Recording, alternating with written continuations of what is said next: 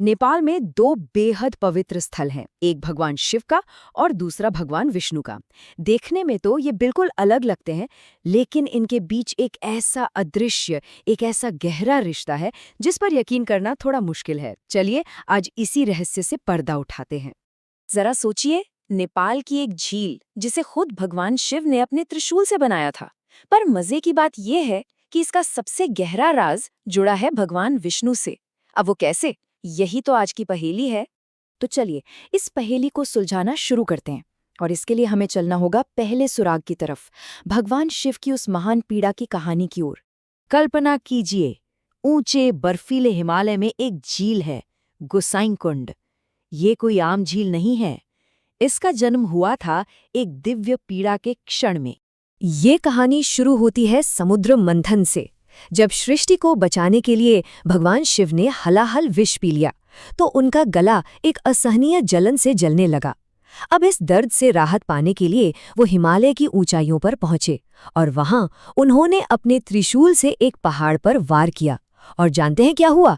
उसी एक प्रहार से ठंडे पानी की धाराएं फूट पड़ी, जिससे एक झील बन गई। इसी झील के पानी से भगवान शिव की पीड़ा शांत हुई और आज हम इसे गोसाई कुंड के नाम से जानते हैं। लेकिन रुकिए, इस झील का असली रहस्य तो अब शुरू होता है। कहानी यहाँ खत्म नहीं होती। तो अब वक्त है दूसरे सुराग का, जो हमें सीधा ले जाएगा भगवान विष्णु के विश्राम स्थल तक।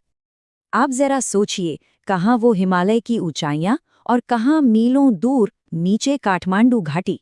यहाँ एक और चमत्कार मौजूद है, बूढ़ा नीलकंठ मंदिर। और इस मंदिर के बीचों बीच जो है ना, वो अपने आप में एक अजूबा है। एक विशाल प्रतिमा जिसकी लंबाई है पूरे 5 मीटर। तो ये जो प्रतिमा है, ये भगवान विष्णु की है, जो अपनी शयन मुद्रा में है, मतलब आराम कर रहे हैं, दिव्य सर्प शेषनाग की शैया पर। और सबसे कमाल की बात तो ये है कि ये पूरी की पूरी मूर्ति एक ही काली चट्टान को तराश कर बनाई गई है, और ये एक पवित्र तालाब के ठीक बीच में शांति से विराजमान है। तो आप देखिए, हमारे पास दो तस्वीरें हैं।